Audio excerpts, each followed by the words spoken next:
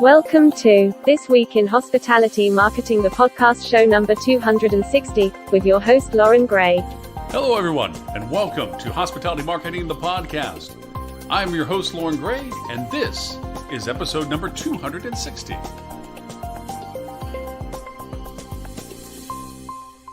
So each week we spend around 20 to 30 minutes sharing the most interesting tools, news, and techniques being used in marketing for the hospitality industry.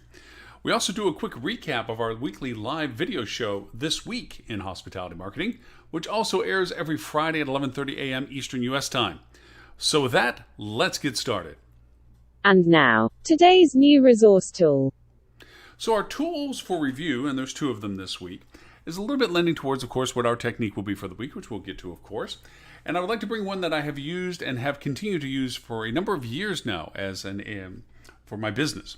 It allows me to coordinate and basically transparently show what we're doing and keep record of what we're doing and how we're getting it done. And that is teamwork.com. Now, I went through a massive vetting process to determine what I wanted to use to have as a project management platform. Having gone way back into the day with Microsoft's project management software and being dumbfounded by all the things that it was supposed to do and not really know how to do project management and not what to do with it and how it would work and what's a Gantt chart and all this other stuff. I had to get refamiliar with what a project management platform should do. And there has been a host and a variety of platforms out there that have come to market, especially for the entrepreneurs and for small businesses and for people that are ad hoc users where you're hiring a variety of people like we do for different projects and so forth. And then most importantly, from our client's perspective, looking at and being able to evaluate what's being done for them, what's the estimated time and consumption and work that's being done on certain projects and tasks. And then, of course, that cost factor based on how you finance or monetize your projects and so forth as to what it's really taking to get those things accomplished and done. There's an amount of interfaces with this that are very enjoyable in the sense that you can just have lists or bullet points or whatever have you. You can have Gantt charts with it, but you also can have tiles and project listings based on today, tomorrow, what you're keeping track of or what have you. But the real key element of teamwork.com is it's adaptive. It's also very affordable. It's about $50 a month. And with it, it allows you to add in who you're dealing with business, their context, their relationship with the project itself. You allow them to be attached to projects or tasks and so forth. You can categorize your task into task lists. You can create milestones. You can create risk factors where if this isn't done, what's the repercussions and what's the probability of that happening and what's the ramifications of it by scale. So you can make highlights to say, hey, if this fails, this is the rollout for this. This is our backup plan for this or whatever have you. And I know it may be all over the board if you're not familiar with project management tools, but it has all of these tools. It has all this functionality into it. And it allows you to coordinate, organize, and track all the moving pieces to what you're doing, which will be important to our technique discussion here shortly. A lot of people say, I don't need a project management platform, or within the hotel business itself or the hotel itself. It's like, well, look, I have multiple departments. I have different categories of people that are doing different things. I don't know if I really need a platform that they all have to touch and get engaged with and get assigned from and keep up to date with. Maybe you're just doing chats and Slack or Microsoft Teams or things like this. And these are all viable solutions to this process. I just have chosen Teamwork for what it is that I need. It also allows me to, again, as a certain transparency with my clients that they have and their team has the ability to go in and literally see what's being done, what's the status of it being done, what's been done towards it, make comments, add suggestions, see what the dialogue is between our team members and their team members so that we have an open dialogue. So it's not this perpetual email string of email strings. And of course, we all have had the complaint that the subject that created an email has long since been lost based on the reviews and the replies and overs of all the people that have been CC'd and BCC'd and replied to that. It was convenient for them just to reply back to an old email that has nothing to do with the dialogue. So this platform supersedes that and brings all that conversation in and keeps it to the task or to the project or to the program that's going on so that no dialogue is unrelated to what it's connected to, which has been one of the strongest features of it in addition to the transparency and organization capabilities of this platform. But from a process of going forward to where we are right now, we're rolling into August. And of 2020, I don't have to tell you what 2020 has been. And because of that, we have to reevaluate how we're looking at what we're doing. Maybe before you had team members, maybe before you had several people that you were working with, and now you're finding yourself having to be the responsible person or party for a lot of variations that you weren't from, let's say, last year even. And like I said, we'll get to that in our technique discussion. So the looking at project management platforms like teamwork.com might be a new perspective for you. It might be a way of you organizing not just what you're doing, but what you might be having third parties do, or ad hoc teams, or corporate representation, asking them to do specific things in support of you, people that are doing adaptive things for you. It might be an interesting platform. And the other tool that I want to refer to quickly before we get to the techniques is one that I have referred to before for the very reason of what we're going to talk about here shortly, and that is Giru.com. Giru is a funnel modeling platform that's very affordable.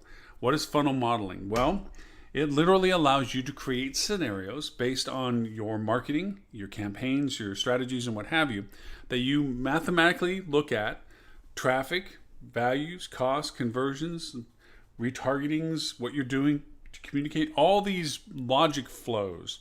If that's a new term, take the time to look it up. Look at what that means. That means conditional statements. We'll take an easy example with emails. You can create a Giru workflow that says, I send out an email, it's a newsletter. Okay, did they open it or didn't they open? There's the Y and the N, okay? If they didn't open it, how many days do you wait before you send a second email, and do you change the subject matter? Content may be the same, subject matter may change. If it was a yes open, then it has its own logic flow. Did they open any of the links within that newsletter? Yes or no? If it's a no, do you bring them back to seeing the email again, or do you send a different email to them? If it's a yes, what yes was it? What did they open at that point? Was it your AARP offer, or was it your family offer? If so, what did you do about that? Did you send something different or unique to that interest? On and on and on. Anyway, from that you can look at numbers, as in email gets sent out, 20% opening rate. Okay. Of the 20%, did they open it? Again, you're following the same logic string, but it's helping you determine where you're generating your revenue from. Of course, the no's mean, okay, 80% of the people didn't. So resend it again. And then how many percentage of those people did it open after that? Is it the same, another 20%, or was it 15 or 10%, whatever? But you can change these models up numbers-wise to say, wow, if I get a 10% reopening for my second send, and of that 10%, 5% clicked on something, and of that 5%, 1% converted at the cost of what I was offering it, here's my revenue stream. And that allows you to, without spending a dollar, determine what you need in opening rates and sends. And so from there, you can then send it, compare to what you modeled it for as to where you lost the numbers or gained the numbers that you didn't anticipate, and reevaluate the value of sending out those emails as to the opening rates and click-through rates. So it's a great tool to model things like that, funnel model things like that. And that is Giru, Geru.com. And those are our two tools of the week. Now, for this week's hospitality technique. So our technique of the week, of course, is related to our tools, and that is, today it's turning into August. And we are, as an industry, famous for having a budget season. So many industries have no budget season, but we have found it important enough to have a budget season. Now, having been in every chair around the table for hotels, whether it be GM, whether it be corporate, whether it be sales, whether it be marketing, operations, director of ops, food and beverage director, whatever it is, we have a season. And it's a progressive season. August is usually about, let's dust off what we thought we were planning from last year. How effective has it been up to this point this year? What is it that we may need to reevaluate for next year? What are the impacts for next year in the sense of refurbs or capital expense or FF&E product and what have you? And for sales teams, they have to start dusting off, what is our recurring business cycle? Who's coming back and when? What have we lost? What is it that we're trying to gain? Who are we trying to steal business from? Is there new competitor sets? What are the SWOT analysis? All of this should sound very familiar for everybody that sits around the exec table when it comes to this time of year. This is the aggregation of data time. This is the beginning of our budget season. And so my technique is how to approach a budget season like no other. Never have we, in my history of many years, 25 plus in the hotel industry, have I now had a budget season to approach like we're doing now. We don't have accurate numbers as to the impact of this year compared to last year, because all those numbers are, as we know, completely skewed to the events that have happened in our industry globally as well. So we don't have benchmarks to compare against. We don't have margins to consider improving. We don't have return business in the capacity of what we lost versus our competitors, where we all lost business. So we have to really, literally, for the first time, build what we are hoping next year will be like based on conditions that we've never had to incorporate into our budgets before. And this is going to require a lot of strategy. Here's the downfall to that strategy. There's fewer of us doing this than there was even last year. Also, the data that we're going to be using going forward is not data that we can use historically next year. So we don't have the benefit of short-circuiting, how I should say. Let's just add 4% here, 5% there, 6% there, let's cut that part out, let's make sure we add that part in. That can't happen for 2021 because we have no reference as to its usabilities for 2021 in comparison to 2020. What we do have to do is take all the things that we anticipated last year as a snapshot of what the world should have been had this not happened.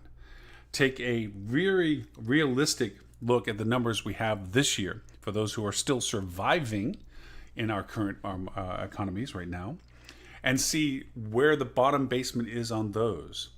And then for 2021, start creating conditional statements as to what we would have to budget towards based on certain factors happening or not happening. And these factors have nothing to do with our sales skill. It has nothing to do with our marketing skill. It has everything to do with society, governments, medical, and trends. So we have to start planning on if then this, conditional statements. Now, back in the old golden days, we used to basically refer to the fact that we would be building 3 budgets through this process. The one that we would really, really like, which is usually fat and heavy with things we want to spend money on. The second is the one that we would hope they never would get, or the one that we hope that they would not settle for, which was huge cuts in costs, not getting the other certain improvements or renovations and so forth, going as is, so forth and so on, which was the low end of the budget process. That was usually what corporate leaned into most, like, no, we don't want to give you that much money. No, we don't want to do this. No, you have to sit on the same furniture for another year, whatever it may be. And then somewhere between those two is the one that's the happy medium one, which is you get some of the stuff that you wanted, they got some of the stuff they wanted, neither of you are totally happy, but both of you are okay with it. And that's usually how budget process worked. Well, this year, going into next year, we don't have that luxury. A lot of it really, literally may be how well can we survive? What is actually our monetary capability of staying in business? We are unfortunately witnessing an unprecedented loss, an obituary list, as it were, of companies, hotels, whole sections of ownership that are shuttered, closed. Now that changes our competitive set for those who are still surviving. It changes our competitive set for those that are going to be acquired because of that, for those that have ample funding to take on these hotels and run them better than they may have been run, or refurbish them into something else that they weren't before because they had the funding to do so, and changes your competitive set a lot. And in some ways, we won't even know what these things are because those hotels may not emerge to what they're going to become until well into next year, or well into the same time next year, or maybe even perhaps past this time next year. We won't even see some of these things actually coming in until the end of next year. But we're looking at making a 2021 budget. So unlike times past with budgets, where you tended to make a completely annual one and then hopefully take it off the shelf frequently enough that you were comparing what you thought you were going to be doing to the realities of what you're currently doing. From this podcast and from the live shows many times, I've told you that budgeting is a living process. And right now, budgeting and finances and P&Ls and operationals and marketing strategies is a daily process. There is no guideline for what we're doing right now. It literally is by day what that normal is for that day. That's what you're doing that day. And you're constantly creating conditional comparisons between what's going on, what you thought was going on, and what you hope goes on, and have plans for if it goes this way, we have some idea of what we're going to do. If it goes that way, we have some idea what it's going to do. And here it went this way, it was pretty close to what we had as an idea going to do. So it's a constant variation. You're flying the plane in no autopilot mode. You're literally flying between the clouds, up and down in the atmosphere as the storms are raging around us. There is no autopilot to this process. There is no market plan that's on a shelf that we already have a plan 6 weeks, 12 weeks, 18 weeks, 24 weeks out. It isn't. We have ideas, but we don't have a plan. We have process, but we don't necessarily know that that's going to be the process we create to reality. So, going back to the tools we talked about, teamwork.com, guru.com, these are the means and methodologies of creating conditional budgeting, with the idea that there may be fewer of us going through this process. It is more important now, more so than ever, that what you're doing to create these conditional answers to your budgeting in the future tense gets recorded in a way that if it's not you sitting in a chair right now, that somebody looking at what you proposed understands it in a format that isn't crib notes and sidebar or scribble notes and wacky stick-it notes on a whiteboard. You need structure and organization, because even if you stay in your chair and slowly in time maybe you get more resources, you need a point of truth to bring them to that says, this is my master plan. This is what I'm planning on doing. This is what I had anticipated doing. These are all my variables. This is what I thought we were going to be doing by this time. This is why I thought we were going to be doing it at that time. This is the timeline I gave myself to do it at that point. That's the resources we needed, the values we needed, the costs that we needed as to what we were planning on doing. Now, whether it comes to fruition, like I said, is a variable. But this method of organization, this point of truth organizational structure, like what Teamwork can give you or other project management platforms, are very critical to future success. You can't remember everything about all the things you've created as variables. You need to put it down in a format that is consistent and understood by people beyond yourself. Now, of course, if you still have team members that you're working with going through this process, an organized point of truth in which everybody can interact with is even more critical, because then there is no confusion as, did you get the email? Did you follow the 15th level of the string of the email? No, we changed that plan last week. No, you weren't on that Zoom call with us. That goes away when you have a structured central core point of truth project management platform like Teamwork. Okay? Guru allows you to create the variable choices as to, with this being this way and that being this way, what do we anticipate this happening as? And you can create scenarios and make comparative scenarios so that when it does jag to the left when you thought it was going to take a right, you can say, oh, let's drop in this scenario with these changed numbers compared to what we thought it was to know what we need to change to now be more competitive or correct with where it's gone. And funnel forecasting is critical to that. Knowing that you have a base template as to what you're looking to do, some variations of it goes one way or another based on certain criteria points. And again, I've been told I should teach project management in a class that people can download, and who knows, maybe that might happen. But if you don't know about project management, it's critical to this. If you don't know about funnel analytics and forecasting, it's critical. You need to be able to create some methodology like a navigator, looking forward to saying, I want to get there. Based on the tides, the currents, the winds, the seas, the storms, whatever, I need to constantly readjust what I'm doing to still end up where I want to be. And that's what funnel analytics does. That's what project management does. And that's why it's so critical that these kinds of things get incorporated into your development, into your budget season now. Because after August's accumulation of data comes September's propositions and conjections and forecasting to October's decisions and finalizations. That's our season, remember? Now, it may not run that way because we'll be constantly in flux, but that historically is the time zone of what we do budgets for. And that's historically the progression of budgets. How well you go through that process is how well organized you are and what tools you have to make that a successful decision. So that is our technique of the week of how to approach a budget season like no other. Now, this week's hospitality news that you should know. Okay, so news and show review.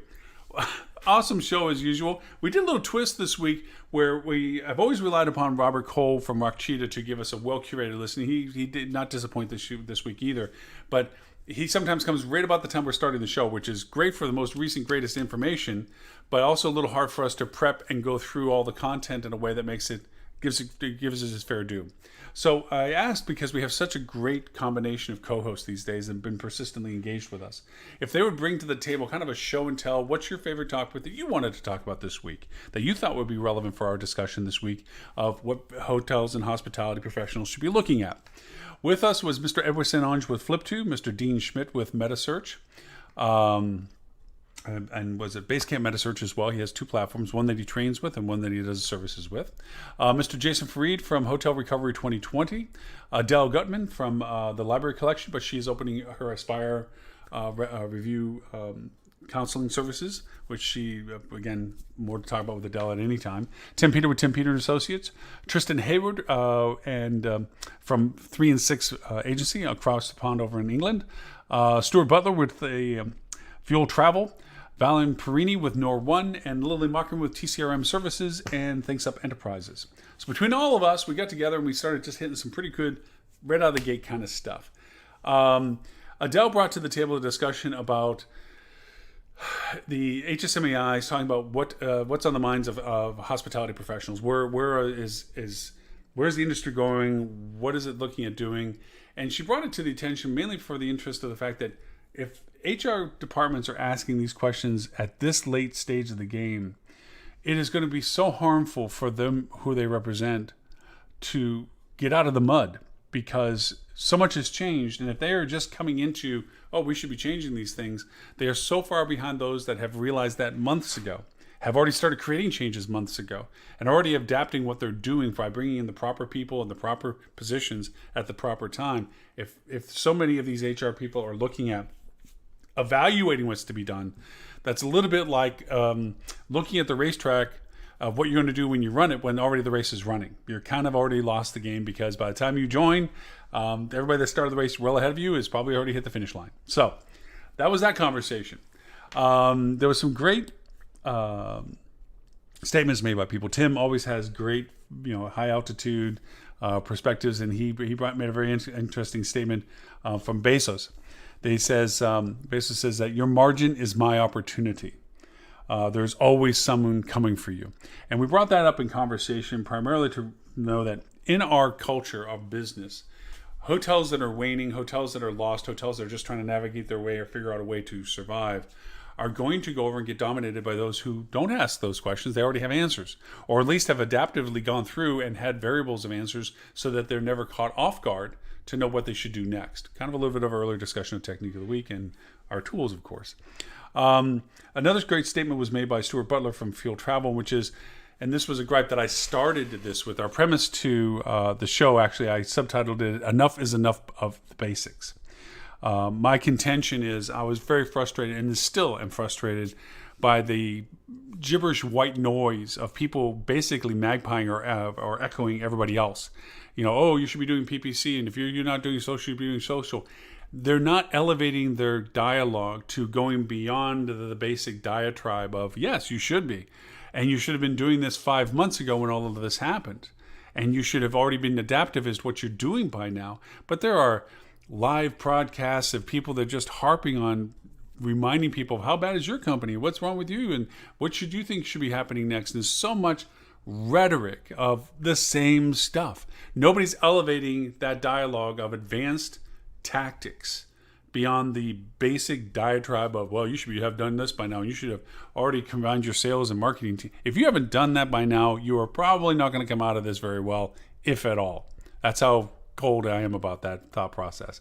But Stuart made an excellent statement. He says the noise to signal ratio is, in his mind, the worst that it's been in a long time in our industry. And it truly is. There's some people who are acting like, oh, I don't have the answer to this. And all they're doing is saying the same basic BS that they hear from somebody else. They're not talking about advanced means and solutions and processes. And that's kind of been a frustration point of mine for a while. It's like, my gosh, we got to bring this up to the level that it needs to be to create solutions, not whining and bemoaning what's the problem. Past that, we got to fix the problems. We got to work past this process. Yes, it is terrible. Yes, we're being told to shut down. Yes, business and travel and everything else. It's the reality. Thank you, Captain Obvious. What are we doing about it? What can we do about it? What should we be doing about it? What's being done about it? Advanced conversation. Very powerful about stuff like that. We talked a little bit about the Airbnb effort, about the fact, and this was a closed article that I made sure that people understood that you have to actually have a certificate to get to, but it had some great points with it about how it is basically building its business without leaning into Google to do so. Building a very strong direct business model, communicating directly with its guests via its hosts, and how it's building that. And it's a lesson to be learned for us as hoteliers as well. There's an article that we'll get to, which is my feature article this week I want to touch on. This was brought to the table by Val and Perini. But also we had a pretty lively discussion about how will high tech do as a virtual event this year. For all of you in the industry, you know, high tech is kind of like the main tech. It is the main tech conference for our industry. It has been for decades. What's going to happen now with it being virtual? How is that going to work where you can't walk the floor and see stuff you normally wouldn't have seen because you had to walk by to see the stuff you did? One of the things was mentioned by Jason was he feels that the education series will still be strong because people will be able to still get great education aspects from that aspect of it, but from the exposure of products and so forth, it doesn't lend to how high tech was built, where as was pointed out, there's a seniority system as to where when you can place based on how often you represent yourself in high tech, where you can pick your booth. Well, that creates a very kind of eclectic mix of one booth of product can be next to another booth that isn't related to each other, but because they're all up and down the rows like that, you have to walk the entire floor, which is huge, to see everything, or to see the booths that you want to see. You pass by the booths that you didn't even know existed, which gave you a chance to exposure and see things. Compared to other conferences, as was pointed out in a discussion, that they kind of group the same stuff together. So SaaS information is going to be in one room, marketing is going to be in another room, room technology is going to be in another room. So you're all kind of gathered together so you can see everything that you are interested in one place. Is that what's going to happen with them? They just don't know. And, we have several vendors like, Stuart was on in, and so too with Valen, as to, are they going to spend that kind of money? And it's no cheap money that they're asking. It was kind of a mind numb as to, if this is an uncertain thing, why are you asking for so much money from the vendors, $1,800 and up, to have a virtual booth? What are you getting for that? How is it being promoted by high tech that you're going to get the foot traffic, so to speak, in front of your product to validate that kind of money? Back in the day with the booth, it was already bad enough you're paying, for carpet and internet and having a TV or a stand or, an extra curtain or whatever. But this is just virtual, and that's some seriously heavy-duty pricing that's going on. So we had a pretty good discussion about that as well. So the article that I want to feature in on is really one that's been fun. That was out of the Atlantic.com, and it was talking about the Scourge Hygiene Theater. And the premise of the article, and it was kind of interesting because, as Stuart pointed out, when I first started reading it, I was reading it to tear it apart. Like, no, I don't agree with this, and let me just read enough to justify my position. But eventually, I got past that and actually was buying into the dialogue about it. Ultimately, what we're looking at is that the progression of the conversation talks about the fact that as we learn more and more about COVID-19 and its progression and capabilities of spreading and so forth, we're learning more and more that this hyper hygiene, cleaning, sanitation programs that we're throwing out there aren't really doing much, in the sense of the physicality of actually improving the lack of transmission. It's been progressively showing that the real transmission of this is airborne, in proximity, without proper protection, inhaling it. That anything that lands on surfaces, even though there is some aspect of it staying there, isn't in sufficient density. And as soon as it lands, it begins to die.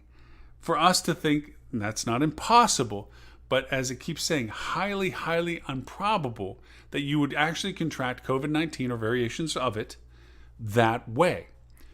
So all of the extra heightened sanitation, not going into a room the day after and killing that inventory sale because we can't sell the room because it's within 24 hours having been pre-used, all of that, how much is that really hurting us by doing what really is not as helpful as it should be?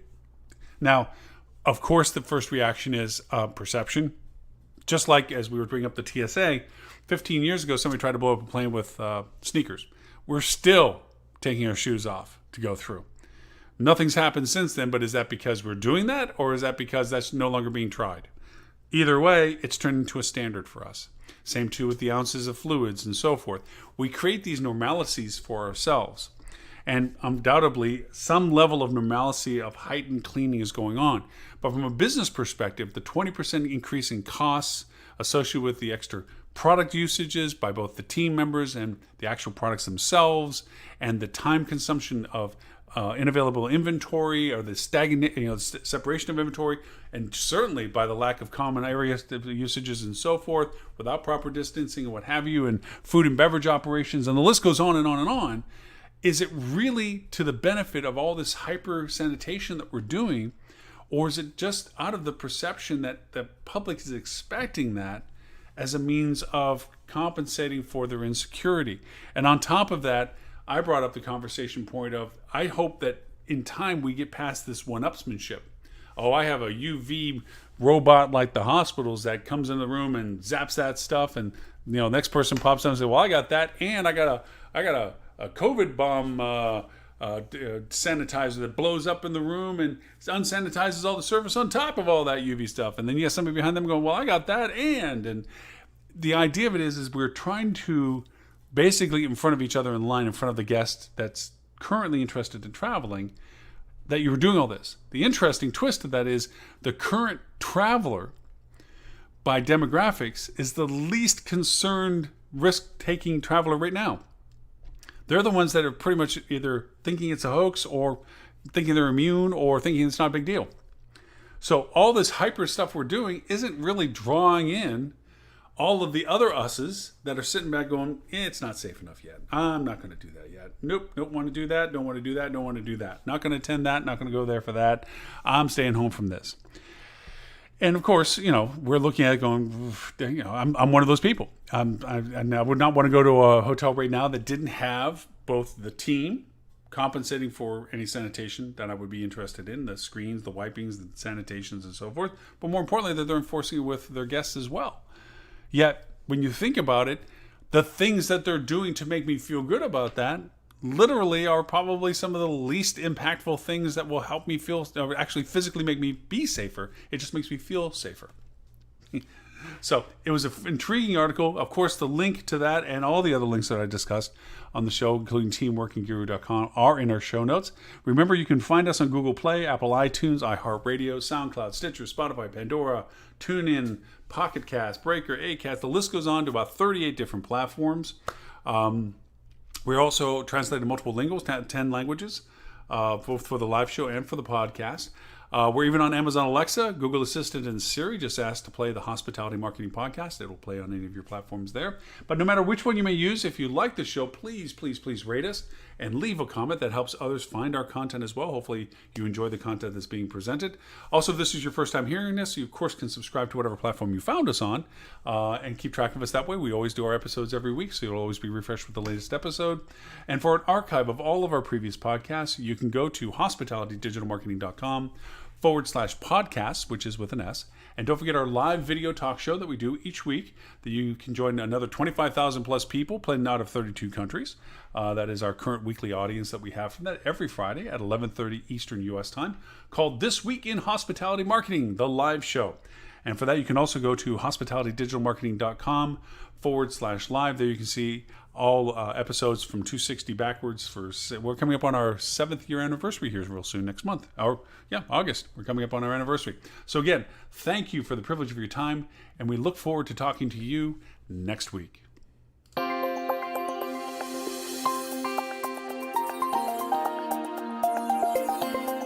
You have been listening to This Week in Hospitality Marketing, the podcast show 260, brought to you by Hospitality Digital Marketing in support of the HSMAI, the Hospitality Sales and Marketing Association International. All rights reserved. Copyright 2020.